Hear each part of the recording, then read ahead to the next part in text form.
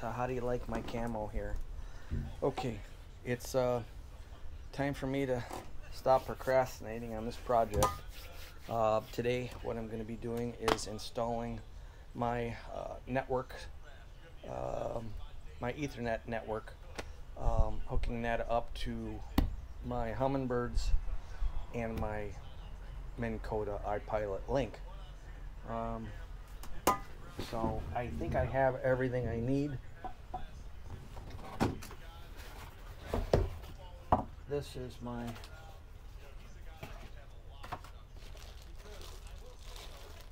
five-port Ethernet switch right here.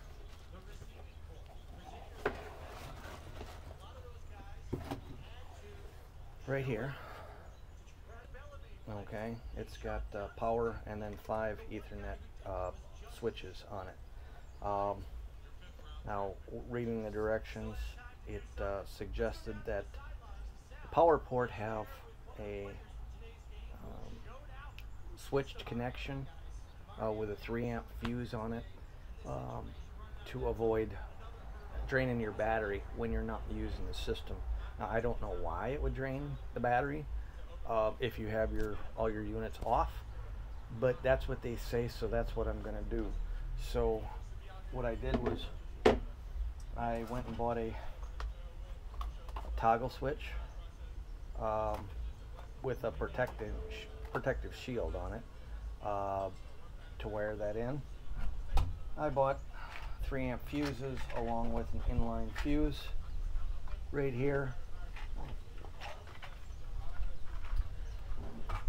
I have what came with the Ethernet switch was a comes with 20 foot of cable. I already have 15 foot going between my rear unit and my front Humminbird unit, so I have 15 foot of cable there. So I went and bought a 10-foot Ethernet cable and a 5-foot Ethernet cable, and if I don't need one or the other, then I will just exchange them. However, I think I'm going to need everything, just given the location. Now, I know in my last video when I was discussing how I was going to lay out my boat, I wanted to put it actually in a compartment in the front of my boat underneath, but if I was going to do that, then I'd have to drill a pretty good sizable hole in one of my plates in the front, and to feed all the Ethernet cables through to bring them out to all these units. And I just really didn't want to do that, so I was looking for an alternate location for it, and I found one actually, and it's actually right under here, and I'll show you that in a second as soon as I take the camera off the tripod.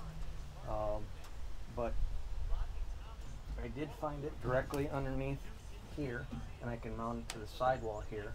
Now this is not water protected, as it were, as that one was, but these have protective covers on them, which should protect it, and it's a sealed unit, so a little bit of water dripping on it, it'd be no different than if this was sitting out in the open, you know, and rain got on it. I think they've manufactured this so that you don't need to put it in a dry compartment. Ideally, you would want to put it in a dry compartment, but I don't think it necessarily needs to be. That's not a completely wet compartment, but I think a little bit of water might drip on it from time to time in a heavy downpour.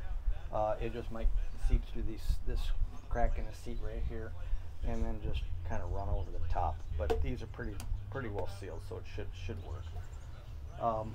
Now it comes with the ability to screw these this switch to anywhere you want it to mount it. However, what I think I'm going to do instead is use this sort of like Velcro, but it's 3M Velcro, and it holds like 15 pounds. maybe even a little bit more, but it'll hold 15 pounds. And I'm going to put a strip on the back, 2 strips, one on the top, one on the bottom, and then apply it and just stick it to the side right underneath, but just like that. Underneath here is my gas can, but I looked around and that looks like actually a real ideal spot for this. So I'm going to mount this right here underneath this, and then I can feed. I don't even have to really drill holes, but I can feed. You see this little hole here, down here? That's actually a drain hole. I can feed the power line and one Ethernet cable down through there.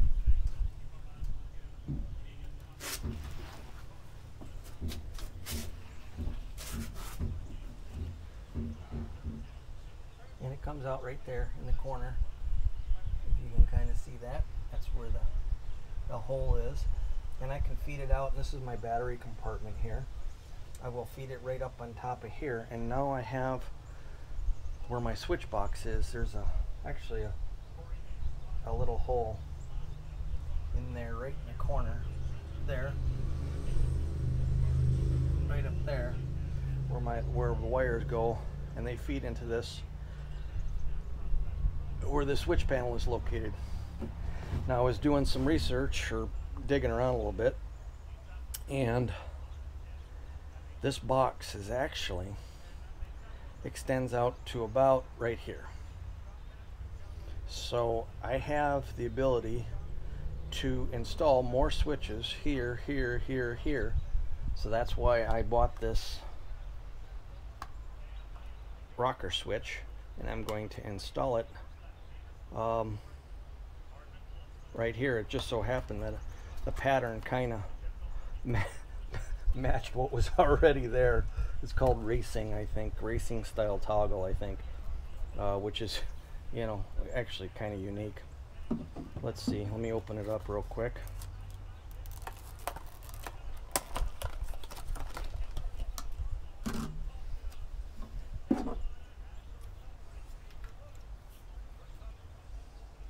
Okay, yeah, so I'm going to install that like literally right there. And yeah, isn't that funny that that pattern is almost identical? I was just going to do red, but as it turns out, you know, I don't have to, but that's kind of what it looks like there with the little toggle switch. Just an on-off switch, and that'll turn power on or off to my Ethernet switch there. I thought about hooking the power for my Humminbird here also to this switch, because why not? But it'd be just a little bit too much of a pain in the ass, so I decided against it.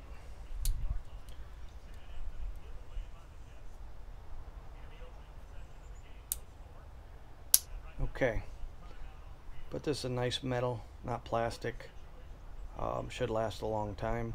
It takes, all I have to do is drill a 1/2-inch hole in there, and I can put it in there and then wire it up to these two hot and ground nodes right there. Okay, and then somewhere along the line I will install this little inline fuse. If you notice, all of my equipment here has fuses. My horn, nav lights, bilge, my USB right there, and then also my I have a 12 volt, just like this, 12 volt port up front. That's the fuse for that. And then this is my courtesy lights, which is this one right here. So we're gonna go get started here and start installing all this and wiring it up and doing what we gotta do.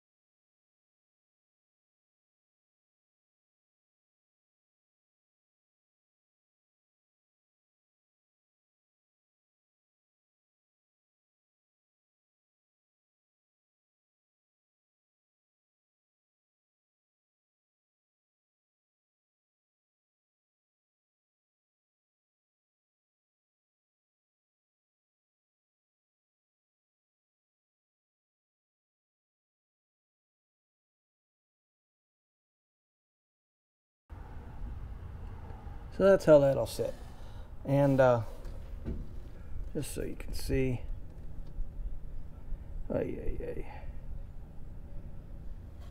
this is not going anywhere. This is on there really good. It's got 3M, double-sided 3M tape, so all good. So now what they suggest is installing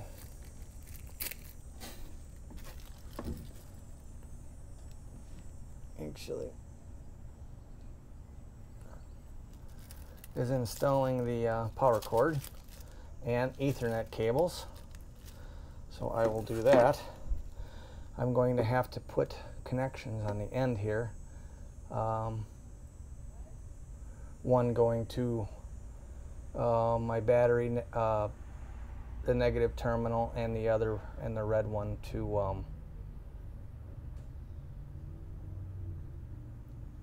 my switch. So, well, actually both go to my switch, but you understand.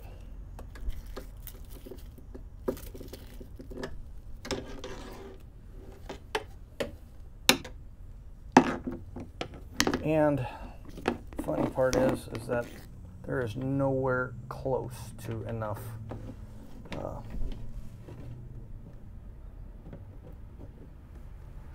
cable for this.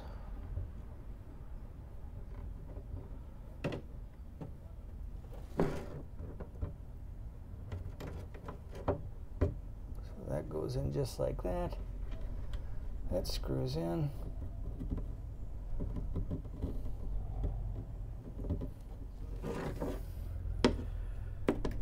And then this cable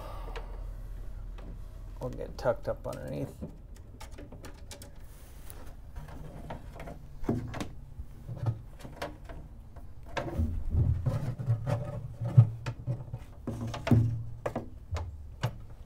Okay.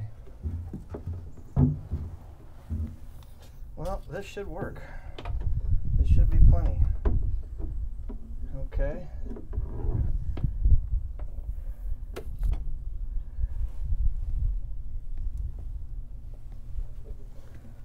There is a port right there, so I should be able to go right into the port.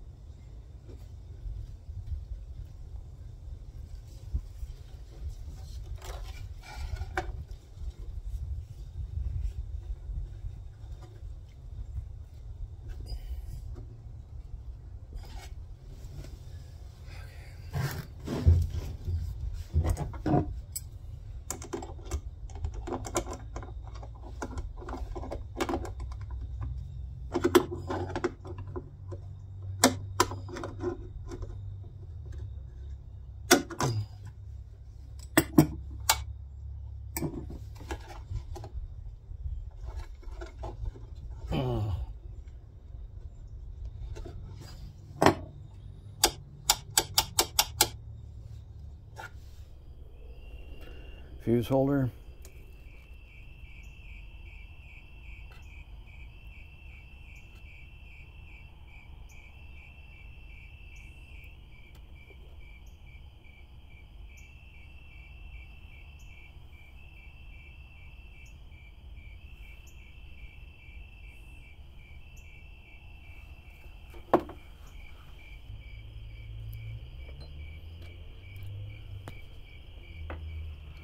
What do you think, buddy?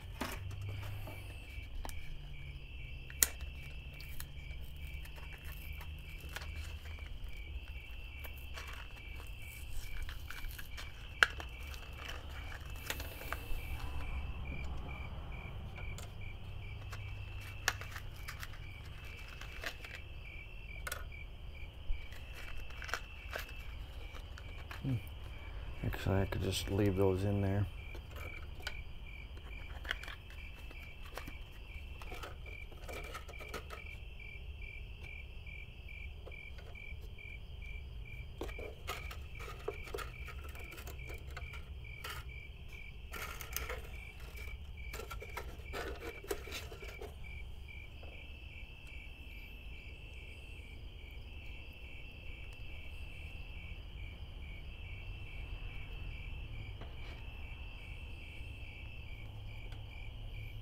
So we are back at it for day 3.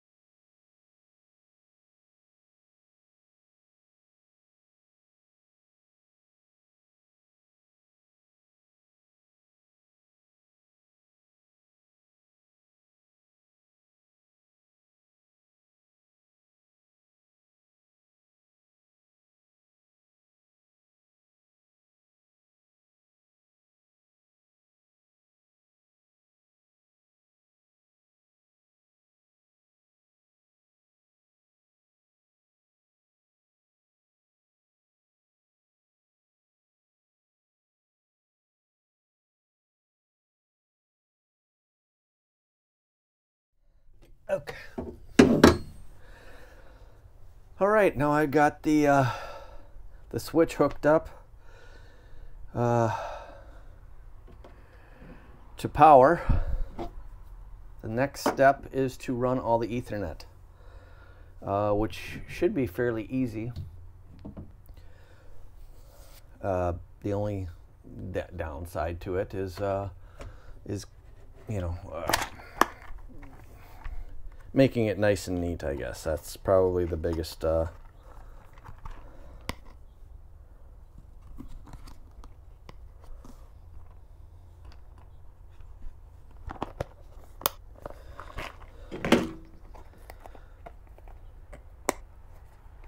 that's probably the biggest thing, is just making it nice and neat.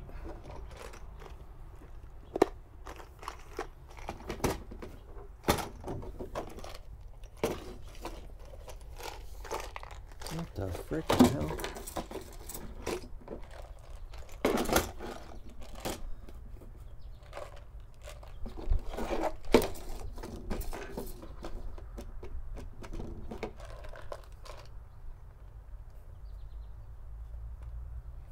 Huh. That's weird.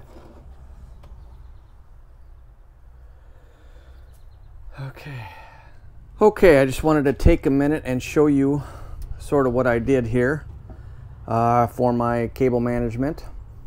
As you can see, there's the 5-port Ethernet switch. I have 3 cables coming out and a power switch. The power switch goes underneath into the battery compartment over there and hooks up to a switch. And then these 3 Ethernet cables get distributed to my various units: iPilot Link, Helix 7, Helix 9. And then there are 2 more ports available should I you know, want to get Humminbird Mega 360 or Humminbird Live, we can utilize those two ports. But I got it kind of like wrapped up back there. You can see all the cable that's extra, and I'll get into that in a second about why there's so much. But I just wanted to show you. So coming out of this port, I've got two cables running together, and they go up to the front of the boat. One goes to my iPilot Link, and the other one goes to my Humminbird Helix 7. And I've got them routed nice and neat underneath, and I have you know, cable clamps screwed down to the deck every so often along the gunnel.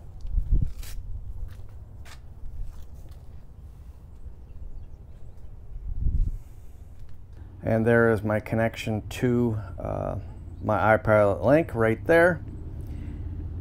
And then it, you know, it has its own extension cable that comes out. It's a 10-foot cable in its own right. There's probably 4 foot on top, and then another 6 foot that comes out. So it continues on. This cable here, it extends up and into the head there, and the other one travels and goes to my Humminbird Helix, which is right there. My other Ethernet cable, you can see I've got actually a cable cover on it, and it feeds on the back side of the gas tank, comes around, goes up and around, and feeds along with some other cables and whatnot for other devices. And it will go up to my Humminbird unit right there. So nice and neat. Again, cable clamps holding it down in various places just to keep it nice and neat and out of the way. Some zip ties just to hold it and protect it, and occasionally, no big deal.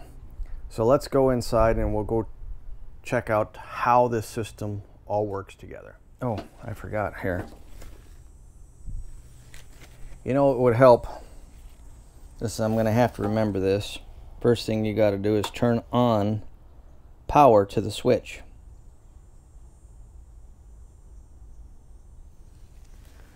Then, after that, you can exit out of all this and give it a minute and to let everything talk to each other. So now it says trolling motor is connected. Look at that.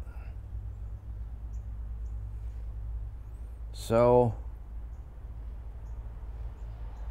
now we can go back to menu, network setup. Okay.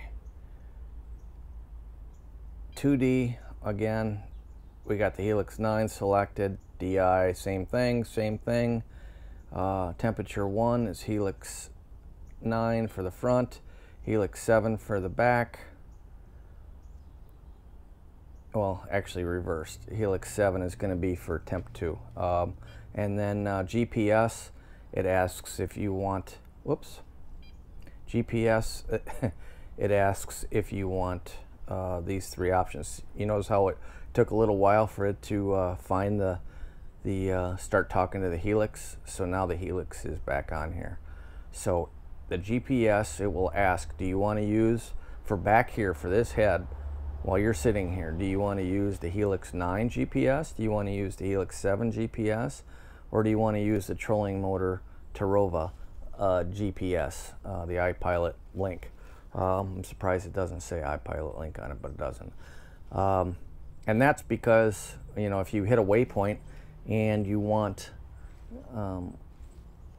you want to fish directly over that waypoint from your position right here at this this particular unit, you want to select the GPS for that. Otherwise, you'll be 12 feet off if you select one of those and you're fishing out of this position. So again, T2, you can see it. That actually now turned from black to white. Temperature 1 is using that. SI nothing, DI nothing. Now 2D, I can use either the front one or the back one, but I choose to use this one from this unit. That's just your 2D chirp sonar. This is full chirp, and then in the front unit only uses medium high chirp. You can kind of tell. Okay, so that's how you set that up. You got share waypoints on between my two Humminbird units, so that's already done. Now we'll go up to the front unit and we'll take a look.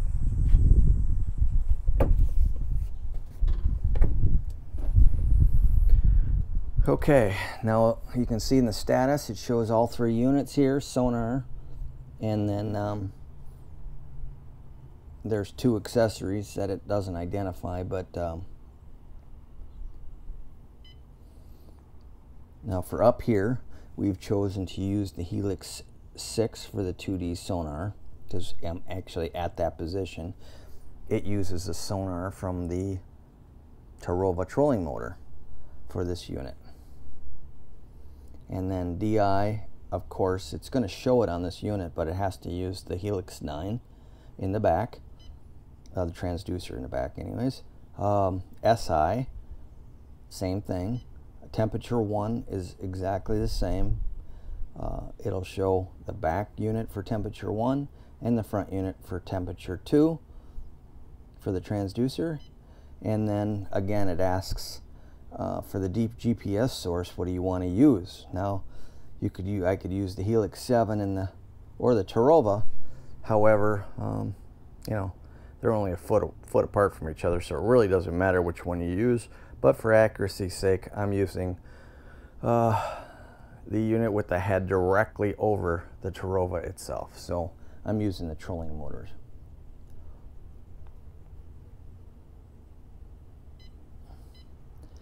Now in another video, I will show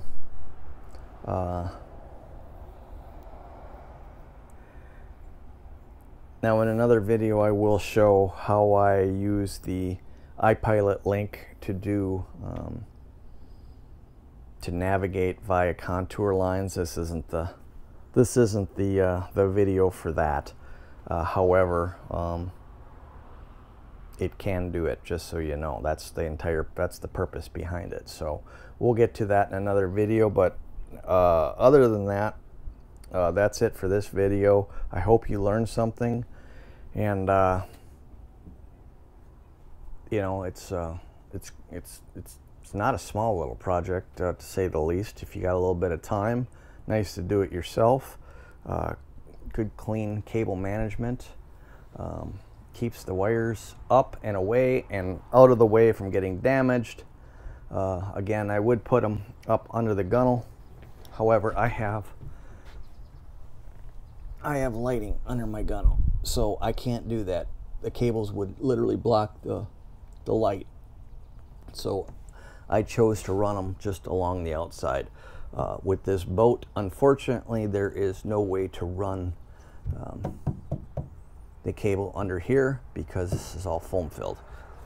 I could have run it under the deck, however there is no real nice place to bring it up and out from the deck, so I chose not to do that. So running it on the outside was, well, sort of just what I chose to do. So everybody's different. Maybe this can help you decide what you want to do in your Tracker Grizzly or any boat that you have, and I hope it was helpful to you.